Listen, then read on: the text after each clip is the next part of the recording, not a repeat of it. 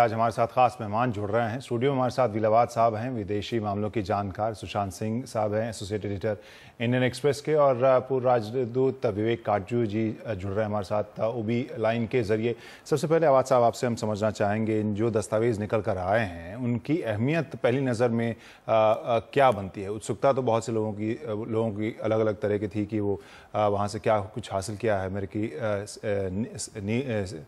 जो सेना थी वहाँ आपके हिसाब से सबसे अहम चीज़ें क्या इनमें से निकल कर आई? ये अहम चीज़ के लिए जो अमेरिकन फॉरेन पॉलिसी इंटरेस्ट हो रहा है, क्योंकि पिछले महीने आपको याद है साइमन हर्च उन्होंने एक आर्टिकल बनाया था, उन्होंने खुद बोला था ये अमेरिकन में और जो रेड जो बिन लादेन कत्ल कर दिया था, ख़त्म कर दिया था, ये पूरा ऑपरेशन के लिए बिल्कुल उन्होंने ये ऑपरेशन ये झूठ बोलने के लिए, इसलिए जो अमेरिकन टू से it's a kind of face saving formula उन्होंने ये तो लगा दिया था, ये बिन लादेन में आ गया था, कब्जा हो गया था। ये क्लासिफाइड डॉक्यूमेंट हम लोग भी अरबिक स्क्रिप्ट दिखाया भी नहीं, और इतना नहीं होना चाहिए। अगर मेरे को ये 300 पेजेस में मेरे हाथ में आ गया था, मैं आपके लिए 1 महीने के अंदर में दे देंगे। तो इतना क्लासिफिकेशन किस चीज़ के लिए अंदर लिखा? फिर भी बिन लादेन में जो भी कहा था उसकी साथ ही है, ये इसका मकसद है, अहमियत 2 चीज़ है। एक, बिन लादेन में ज़िंदा है, ये काफ़ी लोग उसकी इंसाइडर जॉब है, जो उन्होंने अगर ISI और अगर उन्होंने ये अमेरिकन CIA और दोनों कोलाबरेट कर दिया था, उन्होंने अंदर रख दिया, अपनी सर्वेलेंस रखा था। दूसरी बात यह है, उनकी जो ख़त निकला, जो डॉक्यूमेंट दिखाया था अमेरिकन एडमिनिस्ट्रेशन में, हमारे हिसाब से उनकी जो फॉरेन पॉलिसी के सेटअप करना चाहिए, उनकी मतलब ये अलकायदा क्या होना, किस चीज़ के लिए अमेरिकन डिस्ट्रक्शन मांग रही, क्यों इतना अमेरिका के लिए बिल्कुल पसंद भी नहीं है। तो इसके अलावा में अमेरिकन में इसलिए पब्लिक ओपिनियन अमेरिकन पीपल है, उन्होंने मांग रहे ये तो थोड़ा से फ़र्क करना चाहिए, ये अमेरिकन, ये हमारा हज्जा है हमारा, ये इसलिए हमको इसलिए अलकायदा का बीच जाना, ये अगर ये इराक़ के अंदर है या सीरिया के अंदर है या अफ़गानिस्तान में अलकायदा टेररिज्म है, तो American back on the table for fighting comprehensive fight against. तो आपके हिसाब से बहुत सोच समझकर जो भी डॉक्यूमेंट्स जारी किए अमेरिका ने, बहुत सोच समझकर, और अपने जिन सवाल जिस तरह सवाल अब उठ रहे थे उन्हें शांत करने के लिए ही सिर्फ चुनिंदा डॉक्यूमेंट्स सामने आए हैं? बस बिल्कुल उनके हिसाब से दे दिया। देख लो, जो क्लासिफाइड डॉक्यूमेंट हमको किसी को क्लेम नहीं कर सकते, ये मैंने पूरा देख लिया, पूरा पढ़ा दिया था। सिर्फ CIA वो तो उन्होंने जो आपकी सोचना पड़ेगा, जो आपके बिल्कुल समझदारी के लिए करा दिया था उन्होंने। They wanted you only to understand this much. उसमें क्या मतलब होता है? Only when I have full hand on the document, उसके बाद I can comment on this. तो अभी तक ऐसी कोई जानकारी निकल कर नहीं आई है जिसको आप कहेंगे कि अभी उसके बारे में पहले नहीं पता था, कोई चौंकाने वाली बात निकल कर आई? बिल्कुल नहीं है। देख लो, बिन लादेन में किसने बनाया था? ब्रिजेंस्की उसी के वक्त में उन्होंने खुद वहाँ पर उन्हें सीखने के लिए क्लाशनकोव कैसे यूज़ करना, जब तक उन्होंने नेशनल सिक्योरिटी एडवाइजर में अमेरिकन प्रेसिडेंट में, तो अभी तक जब तक बिन लादेन टेररिस्ट बन गया था उनके सब कुछ मालूम है, ये कौन है, इंसाइडर बहुत है, सबको वहाँ पर इन्फिल्ट्रेटर बहुत हो गया अलकायदा में। 10 साल के अंदर है, पाकिस्तान के अंदर भी है, इंडी अमेरिकन में, और अफगानिस्तान के भी अंदर हो रहा है। सबको मालूम है कौन कौन है वहाँ पर, क्या करना, कौन सी लीडरशिप है। अगर आपके लिए गैप दे दिया था उन्होंने, जब तक ये 2003 से बाद अमेरिकन में जब तक इराक में अंदर गया था, वो बिन लादेन मालूम कहाँ पर होता है, जो आपका किताब दे देंगे पढ़ने के लिए, बोलो ये पढ़ लो। ये बिन लादेन के साथ में किताब नहीं आया था। बिन लादेन में जब तक वहाँ था भाग गया, अकेला है, लेकिन जब तक वहाँ पर उन्होंने घर के अंदर डाल दिया था, वो सारा किताब मिलने के लिए, ये किताब कौन सी वाला पढ़ लो, ये देखना कौन सी वाली है, ये मतलब TV भी देखते कुछ चीज़ के लिए।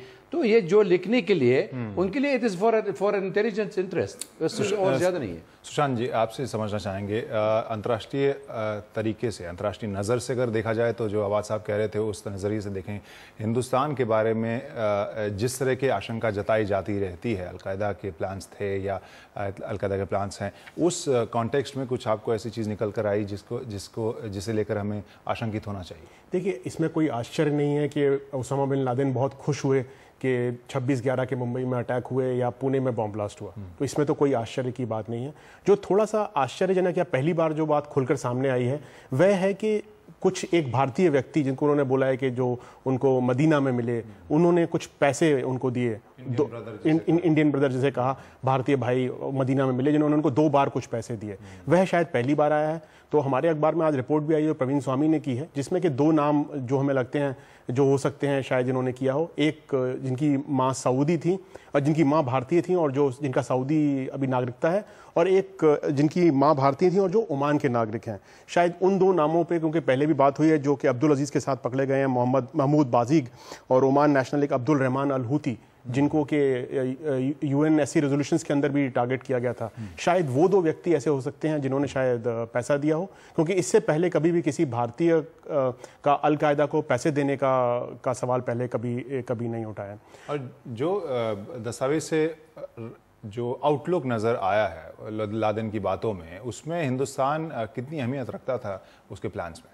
देखिए, हिंदुस्तान की सबसे ज़्यादा अहमियत तो अमेरिका की थी। उन्होंने बोला कि भाई अगर आपको अगर इस्लामिक रूल लाना है तो आपको अमेरिका को हराना ही पड़ेगा, इसलिए आप बाकी जगह पर एनर्जी वेस्ट ना करें, अमेरिका पर ध्यान दें। तो सबसे ज़्यादा अहमियत तो अमेरिका की थी, पर अमेरिका के बाद इजराइल और भारत उनके निशाने पर हमेशा रहे, और जब जब भारत पर अटैक हुआ उनको अल-कायदा को हमेशा खुशी हुई है।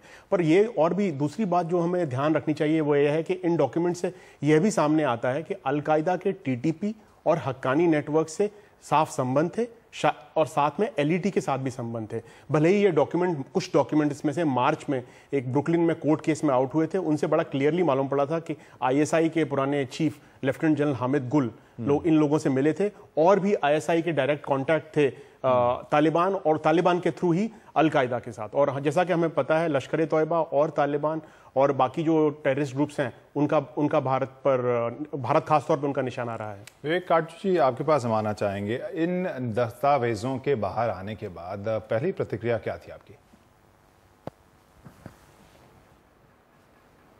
देखिए, इसमें कोई आश्चर्य नहीं हुआ मुझे कि ये दस्तावेज़ अमेरिकनों ने इस वक्त रिलीज़ किए, क्योंकि उसकी टाइमिंग साफ था कि हर्ष का जो आर्टिकल निकला है उसके बारे में जो भी अफवाहें उड़ रही थीं उसको वो ठंडा करना चाह रहे थे।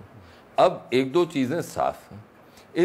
इन डॉक्यूमेंट से बिन लादेन का व्यक्तित्व के बारे में कुछ रोशनी पड़ती है, उनकी मनोवृत्ति क्या थी उस पर भी कुछ रोशनी डाली जाती। तो जो बिन लादेन में इंटरेस्ट लेते हैं उनको कुछ इन डॉक्यूमेंट्स में रुचि होगी। वैसे भारत के प्रति जो बिन लादेन का रवैया था वो सबको मालूम है, उसमें कोई ऐसी कोई चीज़ छुपी नहीं है कि अल-कायदा भारत के ख़िलाफ़ है। अल-कायदा के जो संबंध थे पाकिस्तान के जो कट्टरपंथी गुट हैं उसके बारे में भी सबको मालूम है। हाँ, ये कहना कि उसामा बिन लादेन का वाक़या ही नहीं हुआ, इसका इस हद तक मैं जाने को तैयार नहीं हूँ। मई में उसामा की हत्या हुई, मुझे जो मैंने पढ़ा है अभी तक उससे ये नहीं लगता है कि उस हत्या में पाकिस्तानी फौज या पाकिस्तानी खुफिया एजेंसी ISI का कोई भी हाथ था। अमेरिकन ये मद्देनज़र रखते हुए कि ISI के घनिष्ठ संबंध थे कट्टरपंथी गुटों के साथ, वो ये चांस नहीं ले सकते थे कि किसी भी तरह वो पाकिस्तानी फौज या उनके सेनाध्यक्ष जनरल कयानी को इससे अवगत कराएं कि वो ये उसामा के बारे में उनको पता चल गया है और वो अटैक करने जा रहे हैं। तो आपके हिसाब से जो थ्योरी अगर ये कोई इशारा करे कि भाई उसामा के अमेरिका से पहले संबंध थे, हाँ, तो वो सही है। जी, मैं पूछ रहा था कि अगर जो थियरीज अलग अलग निकल कर आ रही हैं, कहानियां निकल कर आ रही हैं लादेन एपिसोड के बाद, तो आपके हिसाब से सिर्फ उसी को शांत करने के लिए ये सारे दस्तावेज जारी किए गए? देखिए, टाइमिंग उसकी जो है वो उसको शांत करने के लिए है, लेकिन अमेरिका में ये भी प्रेशर बन रहा था कि भाई जो दस्तावेज हाथ में आए हैं जो कि रिलीज हो सकते हैं वो रिलीज हों। अब एक चीज हमें ध्यान रखनी चाहिए कि अमेरिका की जो लॉ है उसके तहत वो अपने खुफिया दस्तावेजों को शाया करते रहते हैं, उनको पब्लिश करते रहते हैं। ये और हुकूमतें नहीं करती हैं, लेकिन ये अमेरिका की पॉलिसी रही है। उसके बारे में थोड़ा जो भी अल्ट्रा सीक्रेट होता है वो हटा देते हैं, लेकिन वो उसके बारे में वो उनको रिलीज करते हैं। ये तो हमें मालूम है निक्सन की क्या नीतियां थी भारत के प्रति, उसमें क्या क्या फोश बातें निक्सन ने इंदिरा जी के लिए कही, ये भी सबको मालूम है। तो उसमें वो शर्माते नहीं है, उसमें अमेरिकन हिचक नहीं करते। और जिस भारतीय भाई के जिक्र की बात सुशांत भी कह रहे थे और जो चर्चा भी चल रही है, उसके बारे में कितनी चिंता या फिक्र होनी चाहिए भारतीय एजेंसियों को? मुझे ज्यादा नहीं है। उसका कारण मैं आपको बताऊं, ये मानना कि कोई भी भारतीय उसामा से या अलकायदा से प्रभावित नहीं हुआ था, ये गलत है। ये आप देखिए कि वो कहाँ था। जो ये लिखा है कि भारतीय, एक तो ज्यादा रकम नहीं मिली, कोई 5-6 लाख पाकिस्तानी रुपए, यानी कुल मिला के 3.5 लाख हिंदुस्तानी रुपए, और वो भी कहाँ से मिले? मदीना से। वो भारतीय नागरिक कहाँ था? मदीना में था। और मैं ये नहीं मानता हूं कि वो ये जो अब प्रवीण स्वामी के आर्टिकल में जो 2 लोगों का जिक्र है उनको उसामा भारतीय कहेगा, क्योंकि अरबों की प्रवृत्ति ये होती है कि फादर के नाम से कोई जाना जाता है, उसकी नेशनैलिटी फादर की नेशनैलिटी से डिटरमिन होती है, मदर की नहीं। जी।